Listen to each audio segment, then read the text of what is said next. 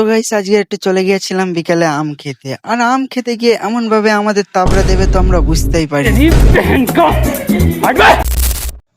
তো hello guys, তোমরা সবাই কেমন আছো? আশা করি তোমরা সবাই খুবই খুবই খুবই ভালো আছো। আমিও খুবই ভালো আছি, আলহামদুলিল্লাহ। তো গাইস আজকে সকাল সকাল উঠে ঘরে পানি দিচ্ছিলাম গাইস। তো ঘরে পানি দেওয়া শেষ হয়ে গেলে গাইস তারপরে আমি তাড়াতাড়ি গোসলটা সেরে নিলাম, কেন গাইস আজকে বন্ধুদের সাথে একটু ঘুরতে যেতে হবে।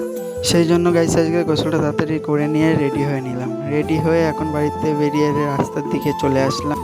তো গাইস আর একটু সামনে এসে এখন বন্ধুদের সাথে দেখা হয়ে গিয়েছিল। আর গাইস এই আম দেখে তো আমার একদম লোভ লেগে গিয়েছিল। সেই জন্য গাইস আর বেশি দেরি না করে ঝটপট উঠে পড়লাম গাছে, কেন গাইস এখন যদি গাছের মালিক চলে আসে আমাদের আম ধোলাই দিবে। আর গাইস আমি আম পড়ছিলাম আর আমার এই বন্ধুটা আম খাচ্ছিল। আর গাইস আমার এই বন্ধুটা আম দেয়নি, তাই জুতো নিয়ে তারপর করলো।